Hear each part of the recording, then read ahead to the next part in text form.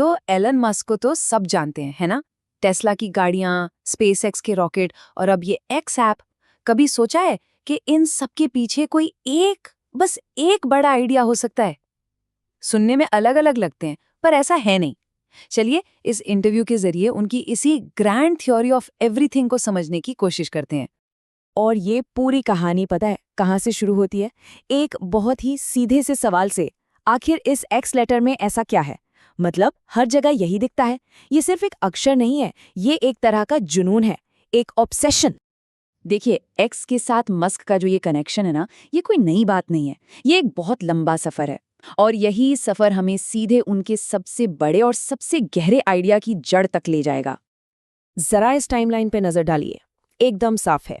20 साल से भी ज्यादा हो गए, एक्स उनकी पहचान का एक, कह सकते हैं कि एक अटूट हिस्सा बन गया है। उनकी कंपनियां हों, डोमेन नेम हो, यहाँ तक कि उन्होंने अपने बेटे का नाम भी एक्स रखा है।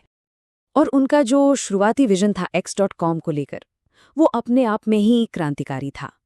उनका आइडिया था कि पैसे को सिर्फ एक जानकारी, एक इन्फॉर्मेशन की तरह देखा जाए और उसके लिए एक बहुत ही सुरक्षित और तेज डेटाबेस बनाया जाए।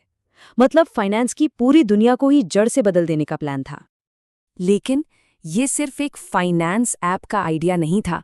अब देखते हैं कि कैसे ये छोटा सा आइडिया बढ़कर समाज के लिए कुछ बहुत बड़ा और गहरा बन गया। मस्क के लिए एक्स सिर्फ एक सोशल मीडिया प्लेटफॉर्म नहीं है, बिल्कुल नहीं। ये तो पूरी मानवता के लिए एक सामूहिक चेतना या कहें कलेक्टिव कॉन्शियसनेस बनाने का एक जरिया है। एक ऐसा प्लेटफॉर्म जो भाषा की, देशों की सारी सीमाओं को तोड़ दे और हम सबको एक साथ ले आए। और यहीं से कहानी और भी दिलचस्प हो जाती है। उनका मानना था कि जो पुराना ट्विटर था वो एक तरफ झुका हुआ था, तो ट्विटर को खरीदने के पीछे उनकी सबसे बड़ी वजह ही यही थी, एक ऐसा ग्लोबल प्लेटफॉर्म बनाना जहां पॉलिटिकल बैलेंस हो, ताकि एक सच्ची सामूहिक चेतना बन सके। ये जो सामूहिक चेतना है ना, ये एक ऐसे भविष्य की तरफ बस पहला कदम है।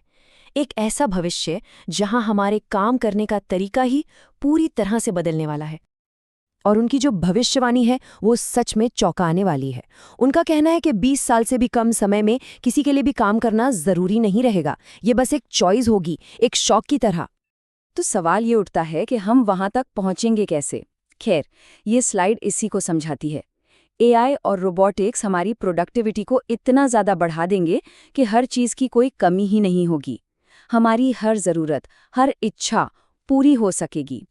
मतलब एक ऐसी दुनिया की कल्पना कीजिए जहां किसी भी चीज की कोई कमी ना हो। मस्क इसे यूनिवर्सल हाई इनकम कहते हैं। एक ऐसी दुनिया जहां हर किसी की हर जरूरत पूरी हो। लेकिन बड़ा सवाल तो ये है कि ऐसा भविष्य बनाना ही क्यों है? आखिर मकसद क्या है? इसका जवाब हमें उनकी सोच के दार्शनिक हिस्से में मिलता है, मतलब उनकी फिलॉसफी में। उन्होंने खुद से एक बहुत ही बुनियादी सवाल पूछा, आखिर जिंदगी का मतलब क्या है? और बस इसी एक सवाल ने उनकी पूरी सोच की दिशा ही बदल दी। उनका मानना है कि जवाब तो ये ब्रह्मांड खुद है, लेकिन असली मुश्किल जानते हैं क्या है? असली मुश्किल ये है कि हम सही सवाल पूछना ही नहीं जानते। ये एक बहुत बड़ी पहेली है जिसे हमें मिलकर सुलझाना है। और बस यही उनका अल्टीमेट गोल है, हमारी कलेक्टिव कॉन्शियसनेस को इतना बढ़ाना, इतना फैलाना कि हम इंसान इस ब्रह्मांड की सच्चाई को और बेहतर तरीके से समझ सकें। स्पेसएक्स हो, टेस्ला हो या एक्सएआई, ये सब उसी एक मंजिल तक पहुंचने के अलग अलग रास्ते हैं। और रियलिटी को समझने की यही जो तलाश है, वो हमें उनके सबसे दिमाग घुमा देने वाले सिद्धांत तक ले जाती है। क्या हम सब एक सिम्युलेशन में जी रहे हैं, किसी कंप्यूटर प्रोग्राम में? देखिए, उनका तर्क बहुत सीधा सा है। जरा सोचिए, 50 साल पहले पोंग जैसा सिंपल सा गेम था और आज के गेम्स बिल्कुल असली लगते हैं।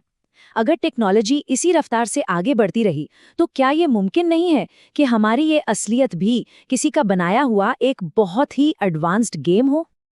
वो कहते हैं ना, जैसे डार्विन की थ्योरी है ना कि सर्वाइवल ऑफ द फिटेस्ट, सबसे योग्य जीव ही बचता है, वैसे ही सबसे दिलचस्प सिम्युलेशन के चलने की संभावना सबसे ज्यादा होती है।